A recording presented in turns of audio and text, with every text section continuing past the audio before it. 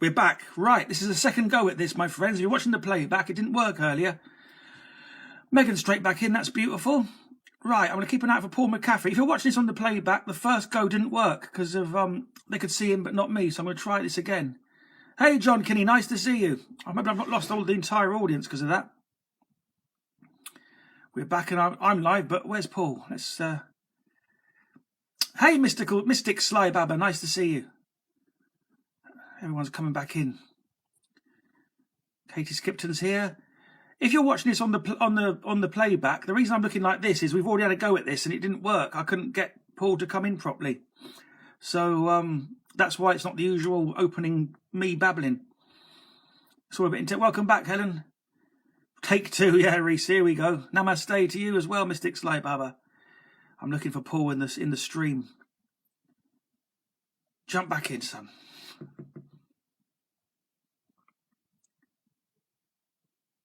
Can't see him. Hey, Helen. Here he is. Right, here's Paul. He's joined the stream. I should be getting the request any second. Here it is. Right. Please welcome to the Danny Buckler Show. Let's try this again. Waiting for Paul McCaffrey, comedian. Please welcome to the Danny Buckler Show. Come on. Oh! There you go! Oh, Jesus! At last, man alive! Have you ever had those problems before? Once. Oh, I had China's Paragon, the MMA guy, about a week ago, and the same thing happened. Everyone could see him apart from me. Terrible. So when you watch the recording back, it's like I'm there like an arsehole going, "Where is he then?" And he's down at the bottom going, "I'm here." Thank God that worked, mate. I know. Paul McCaffrey's here, everybody. Great to see you. Hey! Hey! How are you, mate? I'm all right. Yeah. You? I'm all right. Yeah, better that relieved of that bloody work. Let me tell you. I know that could have been a bloody anticlimax, eh? Jesus, that was a long 3 minutes. I know. It's like when Ricky Gervais had to fill at the Diana Memorial gig. Did he do the thread? Did he do the dance or something? Yes, he did. Yeah. It was so awkward.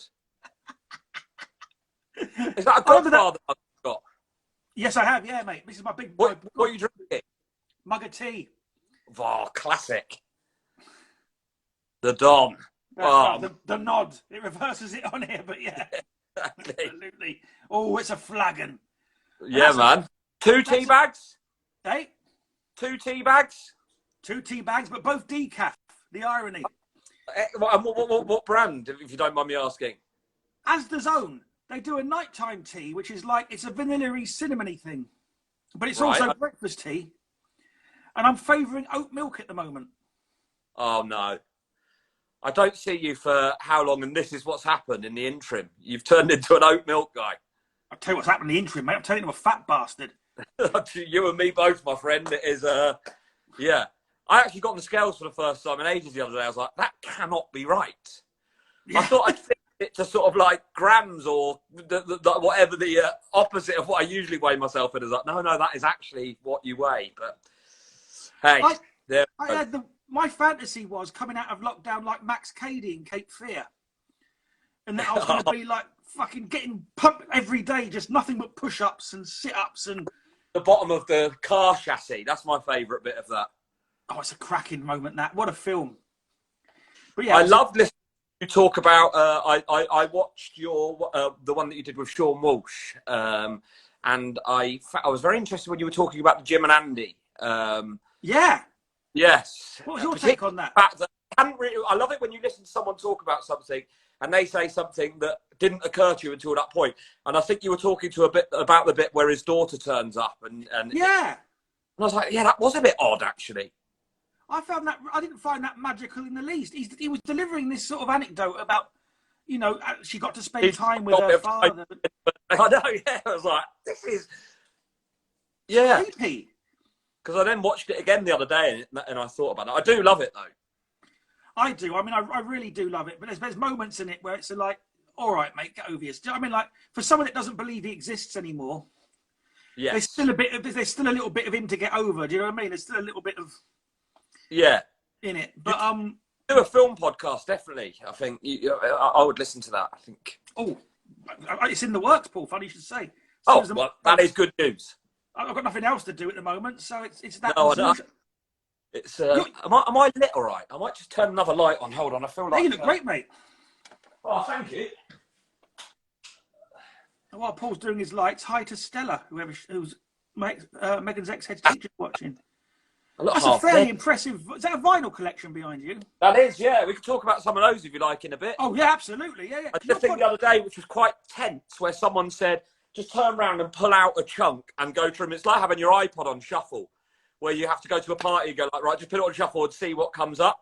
So I just pulled out a section and went through whatever it was. There was no chance to. So it's like, oh God, how did that get in there? But fortunately, I managed to pick out a section that showed me in quite a cool light, I thought. Because you're podcasting about music now, aren't you? I am, yeah. I'm doing a podcast with George Lewis. I'm sure you know of a comedian about sort of his music. So yeah, that was when I was in my pomp. So yeah, it's called the Brit Podcast. If anyone has an interest in that kind of thing.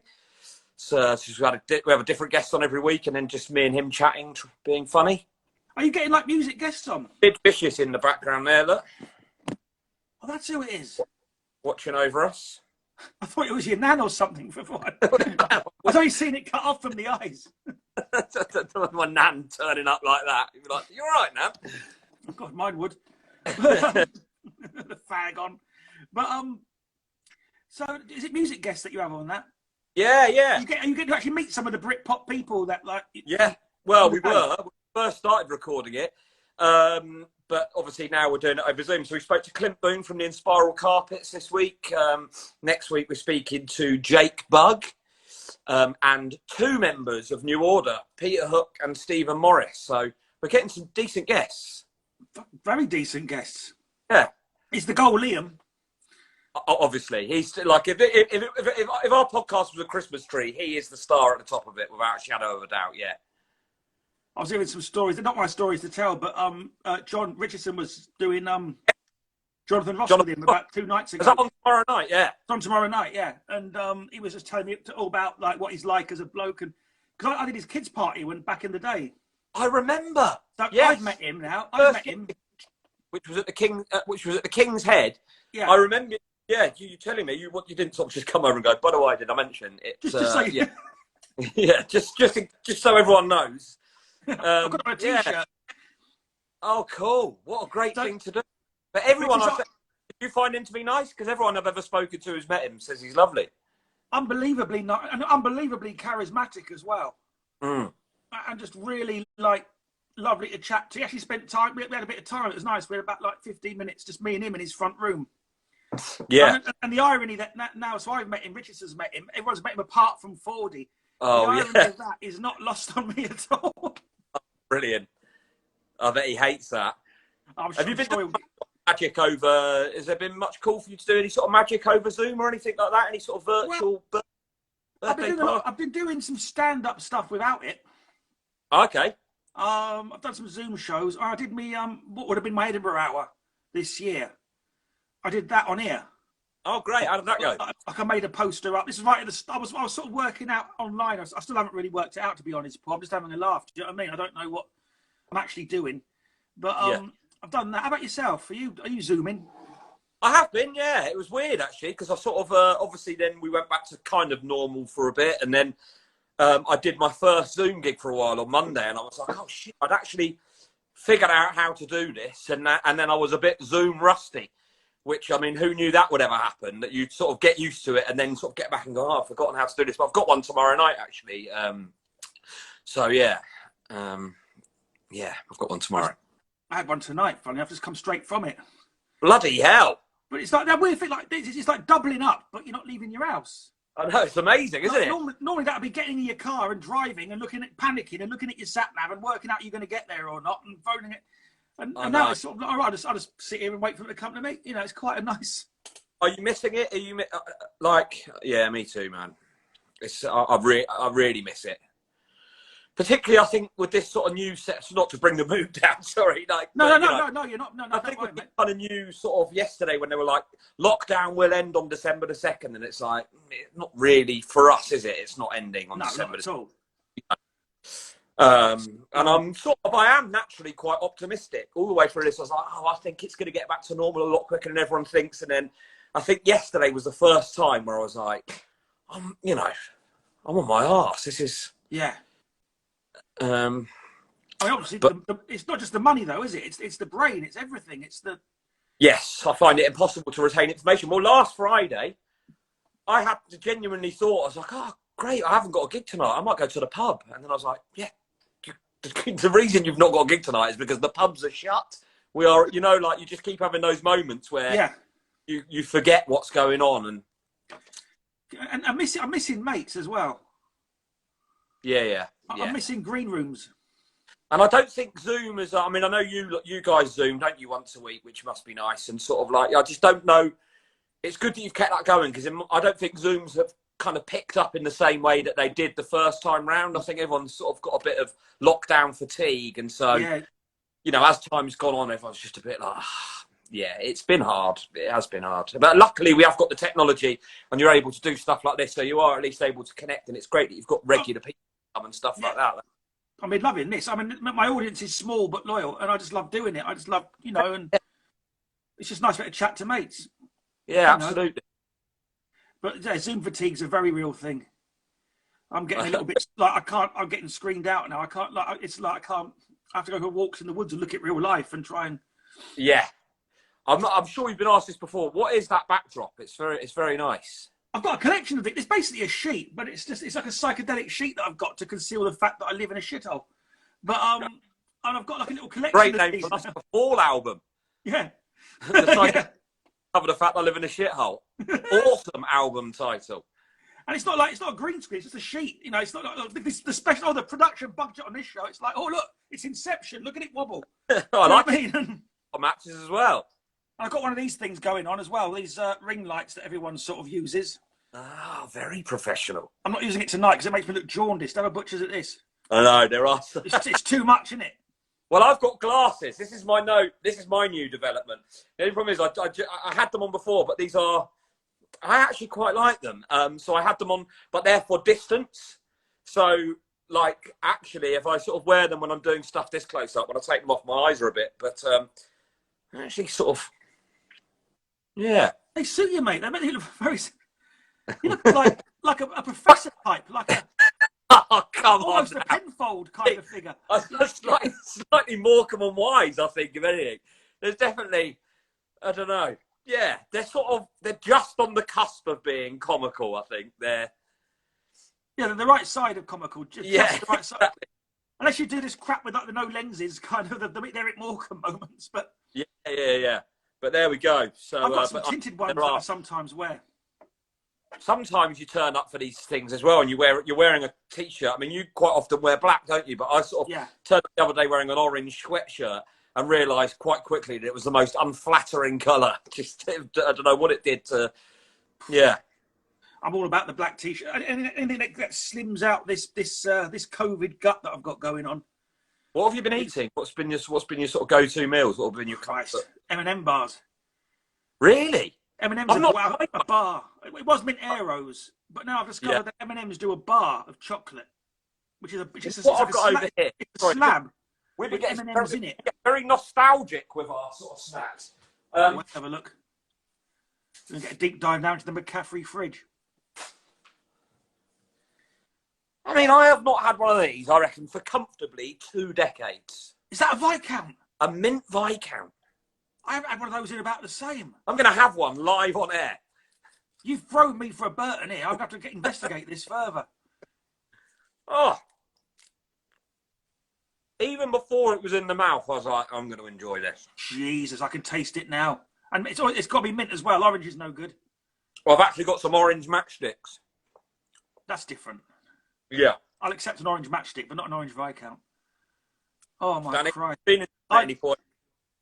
I lucked out our local Sainsbury's. We've got a Sainsbury's just up the road here, and they've got the American food section. Oh, yeah. And I can drink root beer by the pint. I love it. Oh, And dude, they've actually love got some in there. What variety? The root beer, Yeah, AW they've got. that's the best. AW, Barks or Mug? You know the one with the bulldog on the front? Mug's nice too, yeah. Yeah, there's a Chinese supermarket in Winchester where I live, and quite often they'll have it in there, and it's like 65p a can. You go into an American sweet shop, you're looking at the best part of £2, Danny. You know, and I like a bargain. Well, they've got this was a nice discovery because you can get the Lucky Charms in there, but they're like £6 because it's imported cereal. Yes. But Asda do their own snide of it. Do they? The only supermarket that does in the UK, and it's identical practically. And they are a pound. Is it like Cheerios with sort of marshmallow pieces? Is that roughly what? It's like a shaped. It's a similar texture to a Cheerio, but slightly lighter.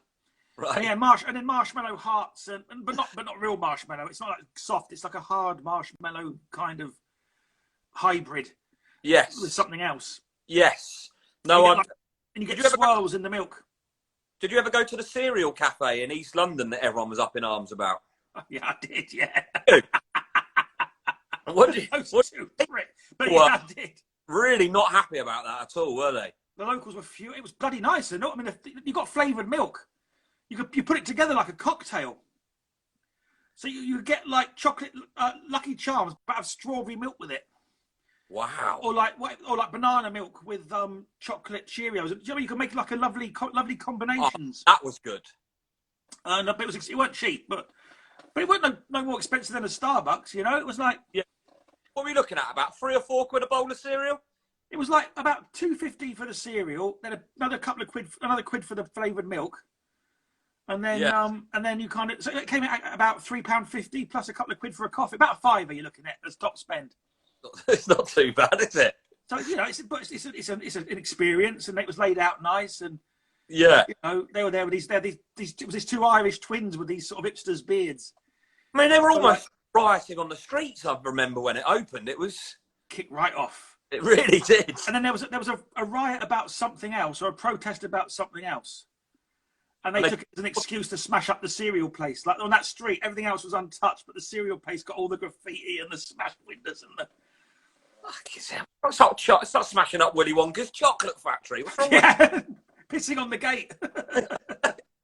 Wilder coming out with the cane. Fuck off. Have you been watching any? I chatted to Fordy earlier, and have you started or have you watched the Christmas Chronicles 2? Have you seen the first one?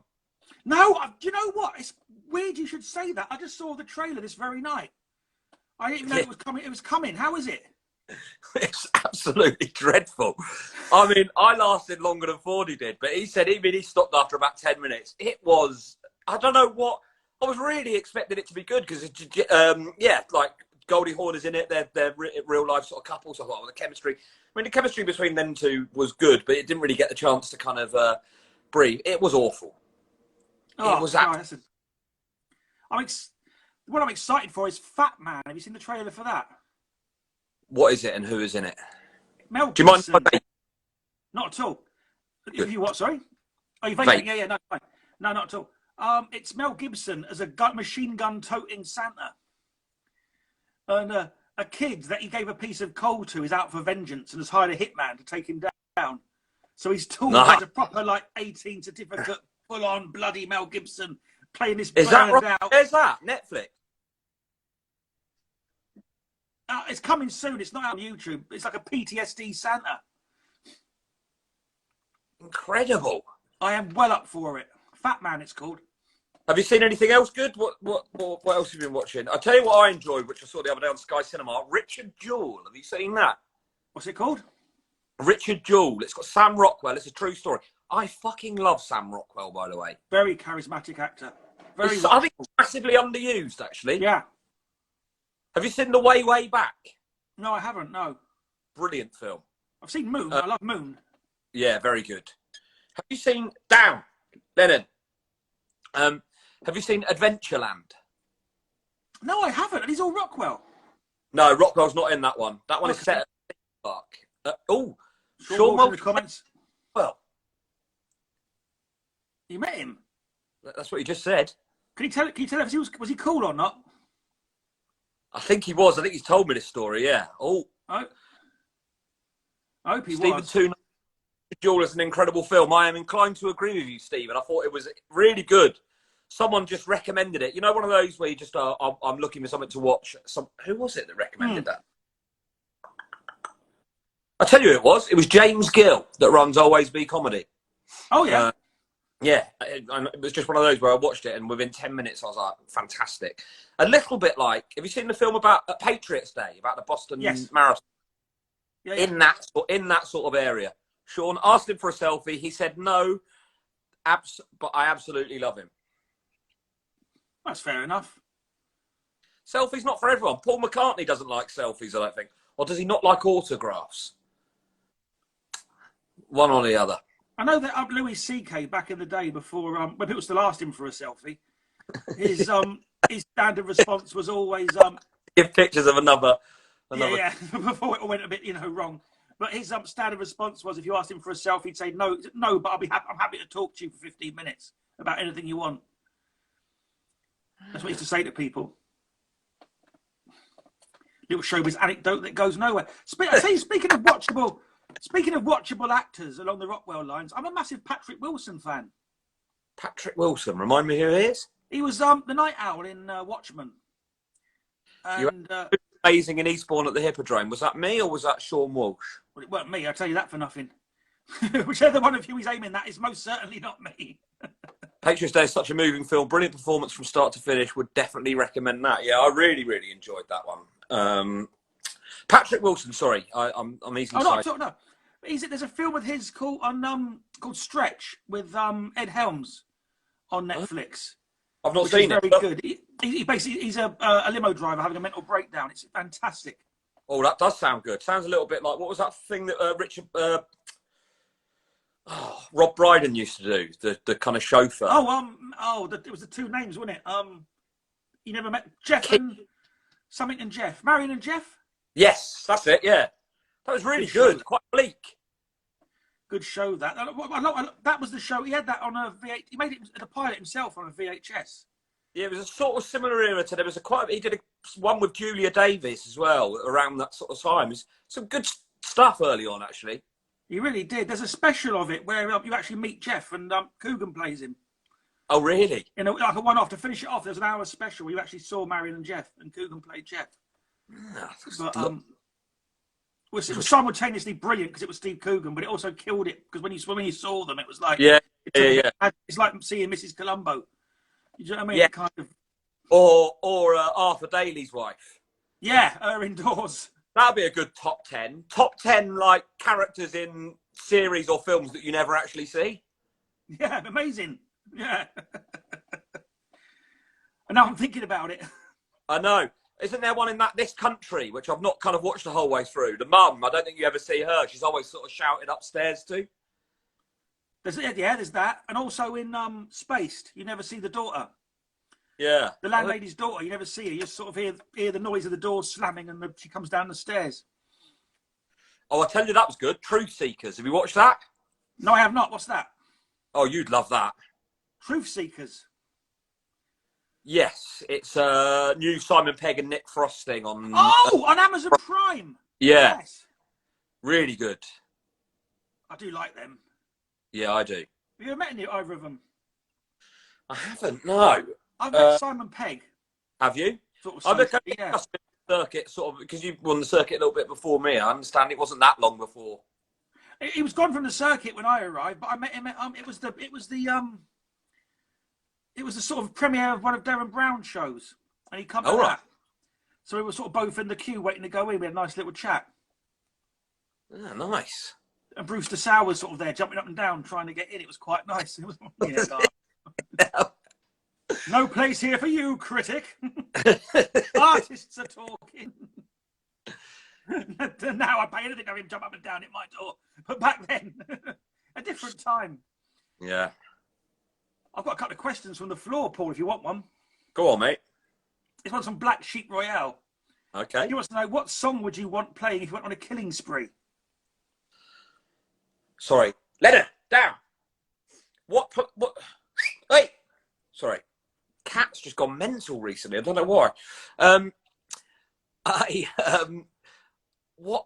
What song would I want played if I went on a killing spree? Yep.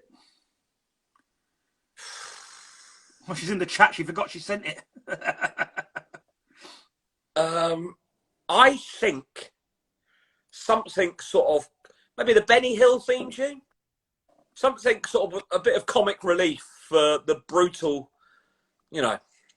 thing that was playing out before us. From Bugsy Malone, we could have been anything that we wanted to be. What a soundtrack that is, by the way. Mate, one of Paul Williams' finest. I have not watched that for a while. Yes, because he died recently. Williams? Oh, no. No, it's an Alan Parker film, isn't it? Sorry. Alan Parker died, yeah. Paul Williams is still alive. He's old, but he's still alive. Alan Parker directed Bugsy Malone, which I had not realised. It's got one of my favourite lyrics of all time in it, that film. I'd be delighted to give it some thought. Maybe you agree we really ought. 2, 3, 4. We could have been anything that we wanted. Kicks in. Oh, cracking stuff. I'm going to watch that again, It'll be on over Christmas. Bound to be. I mean, we're a similar age. I mean, we're almost exactly the same age. So I think we were right in the sweet spot for that film, weren't we? Really it was almost like... Also, Peter Duncan appearing in Flash Gordon, I remember being like... That blew my mind. Yeah, from Blue Peter. And there he is, shoving his fist into that stump. And has he got the green blood? Is that right? Yeah, because it gets stung by the tree beast. Because that must have been a similar sort of time when that came out. But Bugsy Malone's so good. I wonder if that's on there. I'm sure if it's not, it's going to be on over Christmas. There's another film he wrote. Paul Williams wrote another musical called... if you've not seen it, I think you'd love, called The Phantom of the Paradise. All right. And what's that? It's a version of Phantom of the Opera, but it's set in the Paradise, which is a discotheque, a disco kind of a venue, like Studio 52. All right. Yeah. Sorry, Studio 57. 54. 54. Every number. My mate's got a company called Studio 52. Bingo night. But it's set in like a venue like that, and the Phantoms are, the music is very of the time. It's a cracking piece of work, that. Okay, I'll have to check that out. What's it called? The Phantom of the Paradise. The Phantom of the Paradise. Can you text me both of those recommendations, the limo one and the... I bloody will. Oh, that's nice. Oh my gosh, the 25 Club. Yeah. That's us, Megan. Yeah. Yeah. 27, both of us. Our best years are still ahead. Yeah, quite. I think actually, I'd say 4 or 8. We're quite both. I mean, this is a terrible thing to say about yourself, but I'd say we both have slightly boyish. Like, I don't think we look our age. Definitely. I hope not. I'm betting my career on it. Going particularly grey for a start. Bald. No, there's no dye on my barnet. I've got a bit of pepper at the side. Yeah, exactly that. But it's not bad going for. It's all right, isn't it? A bit of yoga, bit of moisturiser. Exactly. Never done a hard day's work in our lives. That's what it is. That as well. Yeah.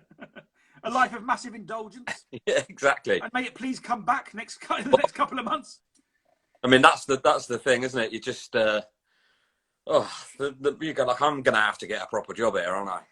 Not that what we do isn't a proper job. Sorry, I shouldn't say that, but yeah. Nah, we're right. As Simon Randall that runs Headliners keeps saying, what followed the Spanish flu was the Roaring '20s. So I think once this grisly business is all done with, we'll be hopefully there'll be a period of jubilation and an appetite for entertainment. I hope so too. I hope we'll both still be young enough to enjoy it and all. Yes, exactly. Well, that's the other thing. Fucking hell, the longer it goes on, you're like, Jesus Christ. I'm starting to think about that. Like, I'm just thinking, like, I don't want to come out of lockdown looking. I'm at that point in life where it's like, overnight, I'm going to wake up one day and it's going to be like, do you know what I mean? The crow's feet are going to come in. It's all going to hit me at once. And it's like, please don't let it happen in these 2 years. I think my crow's feet do sort of, drinkles. Have you ever heard that expression? You're lucky you don't, so you don't, You all right, Ashley? But I've got my what it has done is sort of rebooted my love for stand-up comedy and creating it and if you'd have seen the stuff that I was moaning about a week before lockdown and how much I would have given for all of that back within 2 weeks of this happening, you're just like, oh man, you know, I can't believe this hotel. It's fucking, there's no breakfast, you know. You know, I've got to change. That was it. I've got to change my life. I've had enough of this. And then you can within 2 weeks, I was like, I would pay everything to have that back now. Yeah, absolutely. It's good. The appreciation for it. Now, I'm going to, when this is over, I've said it before, I am going to be, every audience is, and there's never going to be a phoned-in performance. Not that there was. I'm actually quite proud of myself in the fact that I've never quite, but every audience is going to get 150% now. Yeah. Do you know what I mean? They're going to get, there's no more holding back. There's no more waiting for the big gig. No, every audience is going to get everything. Yes, 100%. I mean, you know, and I'm just going to create. I filled notebooks while this lockdown's been. You know, they're going to get the lot. I'm going to do Edinburgh again, I think. Yeah, man. You know, were you due to be going up? No, well, I'd given up on it. I just given up on Edinburgh and stuff like that. Well, that's not me, is it? No one gives a toss when I'm up there. So I'll just be that guy that plays these gigs and tells his stories But now it's like, no, I want to get out and create again. I want to, you know. I want to do my hours and I want to tour a bit and, you know, try some things again. You know, it's definitely given me my love for it. But hopefully there'll be a circuit to go back. Or some. This is the thing. I'm also open. I'm hoping that whatever comes, when it comes back different than it was. Yeah, I think we'll do. You know what I mean? I've been very lucky to be able to sort of run gigs locally, and I think there'll be a bit of that initially. I mean, I don't know.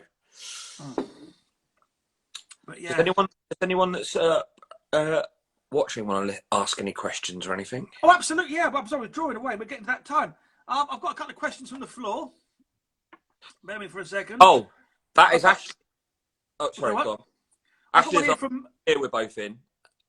Because Ashley's on the right. I know Ashley is a mate of mine, and she's one of the very rare tier 1 posse. Oh, lucky you, Ashley. I'm tier 2. I am tier 2 as well. Which I don't really understand. I think it's pretty much everything can go back to work apart from stand-up comedians is my basic understanding of it. Yeah. All the shops are opening up and all that. Our local panto's trying to find a way to go ahead. If you want to do anything other than make people laugh, crack on. Yeah. as long as you're having a meal while you do it. Yeah, it's ridiculous. Yeah. It's just ridiculous. I've got a question here from Megan. Yep. Asking, wants to know, who was your inspiration for getting into comedy? Well, that's a good question.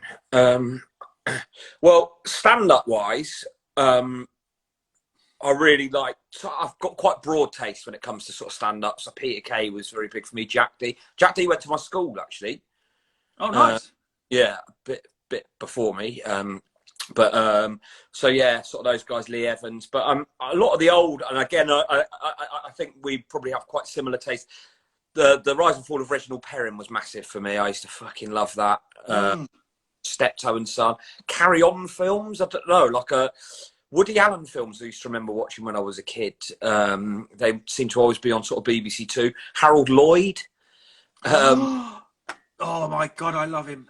So good. You're the first person to mention him on this. Really? Yeah, genius. Friday nights when that was on. I haven't watched him for ages. I tell you what, he's one of those things. I watched E.T. for the first time in ages the other day, and that stands the test of time because the story is so good, and it's sort of, you know, obviously Spielberg films all tend to date quite well. But there are sort of things like that where you go like, oh, I used to love Harold Lloyd so much. Am I going to watch it now and be disappointed? I don't think you will. I think he definitely stands. I mean, he's up there with.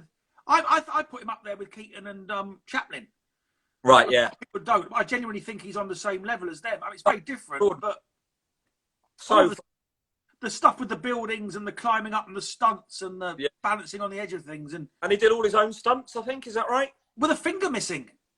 That's right. Yeah. He was missing the middle finger, I think, on his right hand. Yeah. And he wore a glove. You can see it. Any of his stunts where he gets in the water, you can see the glove turn dark and get all wrinkly.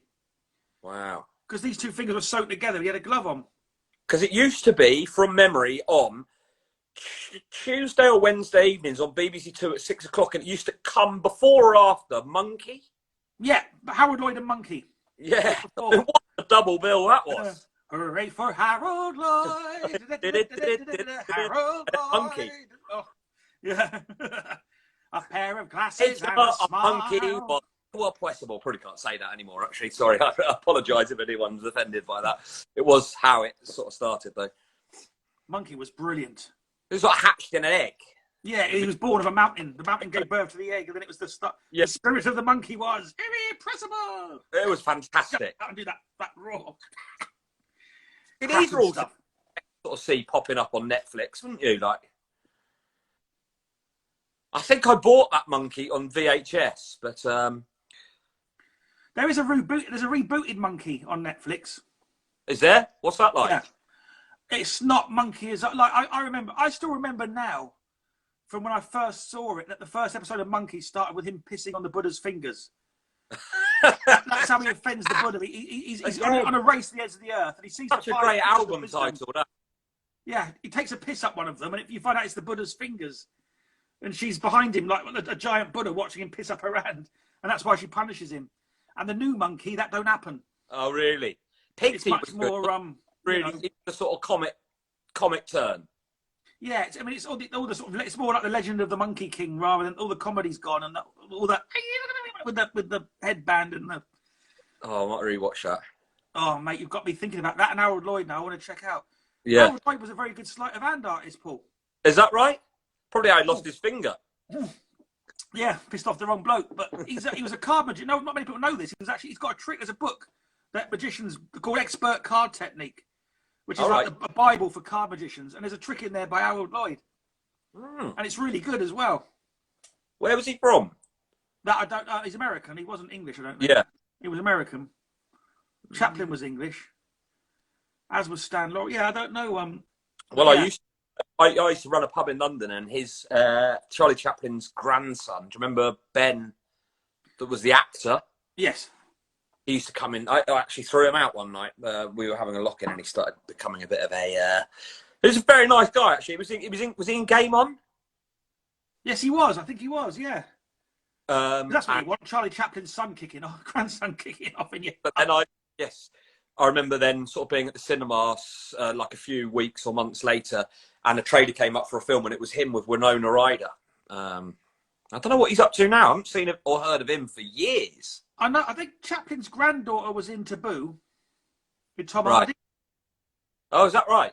Yeah, she was the girl in that. She played the sort of the sister that he was what maybe had been shag. That's a cracking series. Tom Hardy's got to be James Bond for me. Do you? Do you know what? I might have some insider intel on who.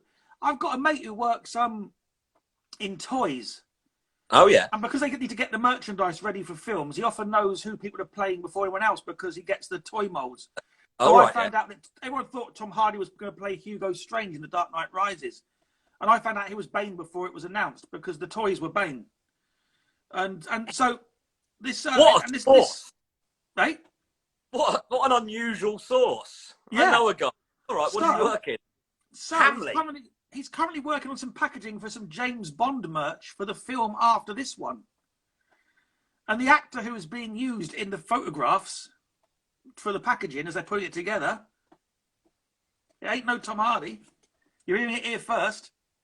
Cillian Murphy. I mean, that's a good shout as well, actually, to be fair. He's great in Peaky Blinders, isn't he? He's superb in Peaky Blinders. Yeah. Which I have a link to. Oh, do you? In real life, mate, yes. Do you remember the first series of Peaky Blinders? Yeah. So the bad guys, you know how it's sort of based on real people? It's like Broadwalk Empire. It's faction.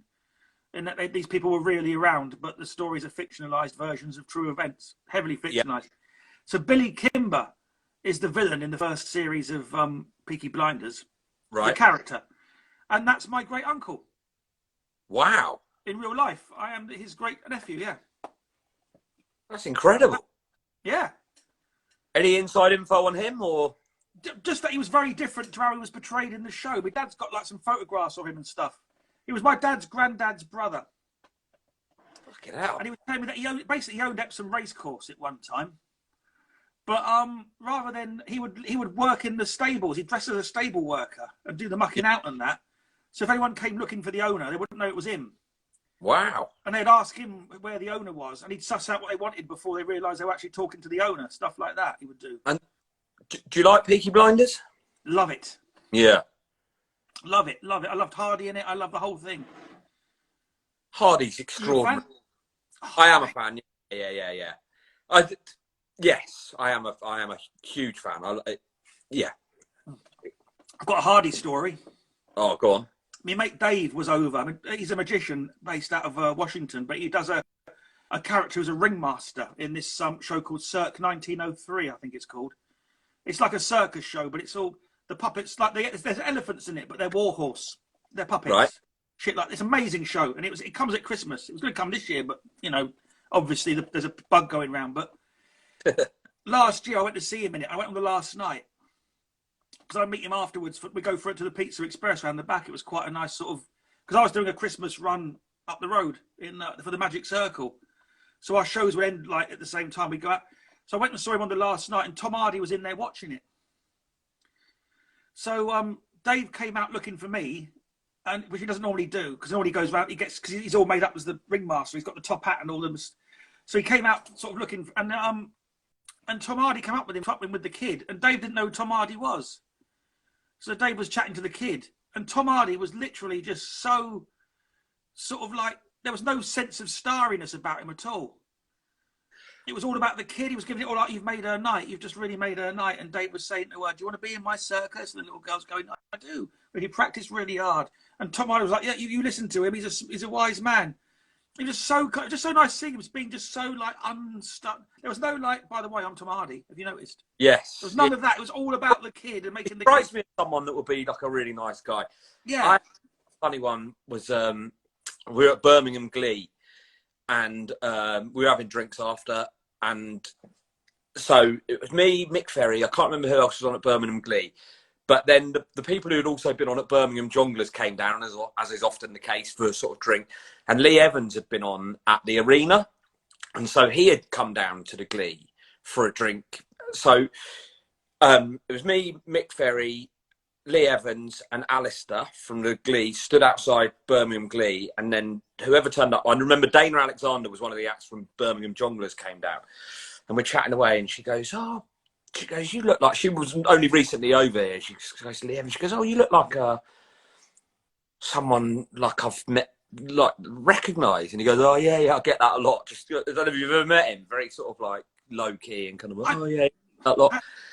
And she goes, oh, you look like no, you look like someone I've seen in some films. And he goes, oh, yeah, I've been in a couple of films, actually. And she goes, no, but you look like that bloke from There's Something About Mary. And he goes, oh, yeah, that was me. She went, ah! It's so funny. She's like, no, but you look like, yeah. I had the same experience at the Glee. I was doing Birmingham Jongleurs. And we heard that he was doing he was actually doing warm-up. He was doing some warm-up sets at the Glee. Oh, yeah. John Fothergill had to follow because he insisted on going on in the middle, and John Fothergill had to follow him. It was for those that don't know, the most low-key sort of the last thing you want after this high-energy kind of megastar's done an hour is like 20 minutes of low-key sort of. Oh well, here you go. But I remember going around the back and he was getting changed, and he had like an 8-pack. I remember that. Oh, how fit he was. Yeah. Shredded, like. That fit where you can see the veins, like that really, like Jesus, like proper boxing stock. Top off. But only, because I'm supporting him. But yes, he comes off, obviously, he's sweating. So, in the dressing. You supported him? Doing warm-up shows, yeah. Wow, man. So, but the same thing. He takes his top off and you're like, Jesus Christ, he's absolutely, yeah. And I just remember him, when I met him saying, oh, nice to meet you, I'm Danny. And he said, it's a tiny thing, but he just went, nice to meet you, I'm Lee. I just remember that, like, not assuming that I knew who he was or that I was, do you know what I mean? Just like two blokes meeting in a, in a circumstance. It was lovely. Yeah. Lovely, man. Yeah, hopefully he'll come back and do it. He was great, wasn't he? You're touring, right, next year? You're going to do a tour, yeah? So, yeah. I mean, yeah. Let's. Hopefully. I mean, just if anything else comes up in the meantime, then obviously do that. But yeah, hopefully I'll be back out there at some point. Yeah. Excellent news. I've got another question from the floor here. Megan again. She wants to know, what is the best Fringe festival that you've ever played? What the best time I've ever had up there, or? She's asked what the best festival is, but I will be, Lee. I have already done Birmingham on this tour, but I'll definitely be up there again. Yeah, the best experience I ever had in Edinburgh, which I think you came to that show, Danny, was I did a show called Pills, Thrills and Belly Laughs, which was about going to a festival. That was the what was that the year I did Punch? Yes. Yeah. Or Phantom, I think it might. No, it was Phantom, because my first year it was Phantom. Yes. So that year, it was probably the first time I've gone up there and felt like I had an actual sort of show that had a beginning, middle, and an end. It ended with a load. And so the thing about Edinburgh is it's the quiet nights that are the ones where you're going, oh my God, this is brutal. But as you know, if you've got a show where it kind of it ends in a way that it kind of makes sense of some stuff that's happened earlier on. Even if you've not been getting laughs throughout, people at least at the end go, oh, that's sort of... So you don't feel like you've wasted an hour of their time. Oh, that was theatre. That was theatre. Yes, exactly. The sad ending's my favourite. Yeah. Well, I've had a few unintentional sad endings. It just became about a show about a comedian who couldn't get any laughs for an hour. Yeah. I remember that year I did the Phantom at 3 people one night. Oh man! And none of them paid either. It was a proper no, this isn't going to happen, is it? And the producer going, you wait there and I'll get you an audience. You've got to drag them off the street. They didn't want to be there. Nothing had worked. Nothing had landed. I remember getting to the end of it and just saying, this show normally ends with me in a Phantom of the Opera mask and a cape, singing Music of the Night. But I've got to be honest, that's not happening tonight. So all the best. Good night. Man alive. Yeah, no, I've had a couple. People. Oh, Jesus. I had one where my then agent had come. It was just like, it was the worst ever. One year in Edinburgh, we were filming the first series of Impractical Jokers while I was doing my Edinburgh show. So quite often I'd have to get up at 6, go and spend the day filming that, which was quite tiring. I mean, small violin and all that, but you know, it was still. So yeah. By the time I show, I was absolutely knackered. And so this one show, there had been some interest from Universal, who at that time were giving out DVD deals. You remember when they used to sort of do that? That was something that was in the offing. My agent, this lady that was my mum and dad, and Danny Boy randomly had just decided to come in, and 2 paying punters. And the show, which had been running at about 50 minutes, shrunk to about 32, because every bit that was, you know, like I'd do a bit that would normally be one of the big bits, and then I would be like, oh, if that didn't get a laugh, I'm definitely not doing that bit. I'm thinking you're editing it in your head as you're going along. Yeah. It had been ending with a song, and by about 10 minutes in, I was like, files to the junk folder. I ain't fucking finishing with a song tonight, that's for sure. It's always that, when you've got like a big finish, like a song or something that you set up, or when you know it's for whatever reason this is not going to work. Normally this would be like a rousing climax. Yes. If I do it tonight, it's going to be utter embarrassment. It's going to be karaoke. Isn't that weird? I heard an interview with Simon Munnery, who I don't know if you know him or not, but it was just interesting because I was listening to him about Edinburgh, because he was saying, you know, you go like, oh, it was this and it was that, and he said he was starting one year with a video. No, and this is when, you know, there's certain comics, and I'm a bit in that camp where you go like, oh, it was me, I wasn't on form, and you know, blame yourself. Never the audience, it's always you. And he said, one year he was starting with a video, and some nights it would take the roof off, and other nights it would bomb, and you go, there's no variables there. Do you know what I mean? That is the same exactly every night. The video's never under energized, or it's not. So yeah, because it's just as you know yourself, some nights you just get on there and you're about 3 minutes in thinking this is going to be a long hour. Yeah. They're not on board. I saw him come on. He did a show with a bucket on his head, so he couldn't even see the audience. I tell you, there's a few shows where I wish I'd had a fucking bucket on my head. I just thought that was just to come out with a bucket on your head, so you can't even read the room and see. Make a note like. of Just note to self. Just always have one handy. If you get 5 minutes in and you're not feeling it, just focus on disability.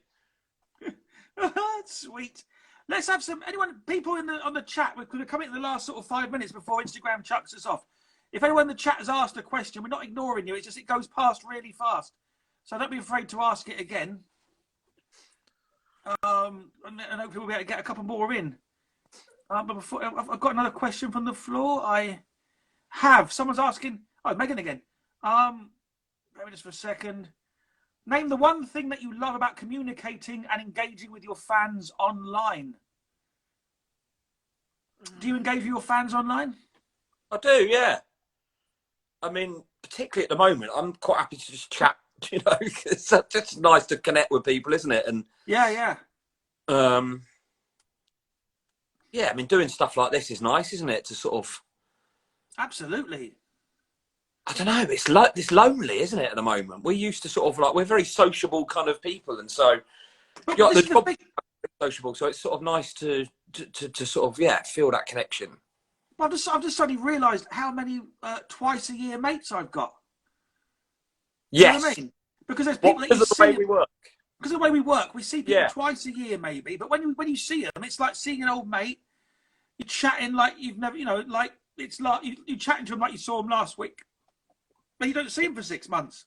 You've got you have a good sort of handful of those where you yes, exactly. Well, here's one of them now, Tom Deacon. Tom Deacon, there you go. Case in point just arrived. Hello, Tom. But the way in which we work is, you might not see someone. Tom Wrigglesworth, I didn't see him for about 3 years, and he's someone I'm very, very fond of. And then you kind of sort of get a running order through for a weekend somewhere, and you go like, oh, amazing. I'm on with Wrigglesworth, and like you say, you just start chatting as if you've seen each other every day for the last 3 years. And there's other ones there's other mates like I've seen John and Fordy and Furman quite a bit, out in socially in peacetime and stuff. But a lot of them. I was just thinking, there's so many people. I was putting on Facebook, these are actual mates, and I've not seen them in a year. It is hard. I mean, I think that's what's kind of hard about this job anyway. I found it really difficult when I stopped working full time. I really did miss that sort of banter and, I've always taking the piss and having the piss taken out of me. So, you don't. Oh, yeah. You don't forge those relationships. I always used to get kind of emotional when we do obviously gigs at Christmas parties at the end of every year. I'd always be a bit like, God, I know there are comedians' Christmas parties, but there's something about the fact that even if you don't like the people that you're out on your Christmas do with, there is something about that end of the year. We've all worked here, and this is there's something very human about it, and we don't get that. No, I remember the last 2 years, New Year's Eves, it's that weird thing, the party's happening, and you are doing your thing, and it's going how it's going. Well, good night, everybody. Happy New Year. I'll be on the N1. I'll be on the N1 if anyone's stay. Well, no, I don't know it. You enjoy. A few years ago, I saw New Year in with a guy at a hatch at a 24-hour, at a service station. So I got a picture of the tour bus as the bells were ringing midnight. It's just me and this guy. Just we've got to have a selfie of this moment. Nice one. Any last questions for Paul? Because we're coming out on, basically Paul just chucks us off after an hour, so I'm going to count down in a minute. So if anyone's got any last minute questions to get them in quick, and then we'll do that, and then that'll be the story of us. Well, any last minute questions? The end of this chapter of the story of us. Indeed, of this chapter. Yes, you'll come back on, won't you? Do this again. Absolutely. Oh, beautiful! Because I'm going to keep this going until real life starts. So while we're waiting for this last, let's have a lot to end off. Just do a random album. Grab one quick. Let's see what you got. Without looking. If this is Oasis. That is pioneers of the hypnotic groove. which is a compilation on a label called Warp, which is like they're based in Sheffield. It was what you'd call sort of bleepy music, which it sounds like the sort of way your granddad would describe something, but that is actually a kind of genre, sort of bleep. So it's sort of slightly techno-y. Do you know the song LFO? Yes. Yeah. That is on there. It's that kind of thing. Ah, I'm with you, right. So yes, they've done quite a few films actually. Warp Films did a lot of the Shane Meadows stuff. So nice. Dead Man's Shoes. That is on Warp's Films. So yeah, love that film. I love that film. I could watch that now. Have you seen Calm with Horses? How is it? It's on the list. All right, because it was sold to me as an Irish Dead Man's Shoes, but it wasn't quite that. But it was good. It's worth a watch. That could be my viewing for tonight. Right, Yeah. The chimes are going, Paul. So can I just take this opportunity, my friends? Apologies for all the technical issues earlier on. No problem. Can you please show your love, Paul? Thank you so much for coming on, mate. Oh, it's a pleasure. Thank you very much for watching. Those of you that have, and lovely to see you, Danny. And hopefully see you all again in the real world very soon. Absolutely, yeah. Please, let's do this again, please. Yeah, absolutely. Whenever you want, mate. Sweet, I'm loving this. Please show your love for Mr. Paul McCaffrey with a stream of love hearts up the side. Paul McCaffrey, everybody. Thank you. It is. Bye. Take care, man. See you soon. Take it easy. Bye-bye. Bye. And that was Paul McCaffrey. What a wonderful... That went quick. That went really quick. Ladies and gentlemen, thank you for tuning in for this evening. I hope you enjoyed that chat with Paul McCaffrey. I've got some more guests coming up next week. That I'm not going to reveal the names now because I'm just waiting to sort out who's coming on when. There's a couple of people, but I've got to work out who's coming on which night. Thanks for tuning in. Thank you very much indeed. And I'll see you again on the Danny Buckler Show. Have a wonderful weekend, my friends. Loads of love. Be well. See you again. Cheers. Take care and good night. Thanks very much.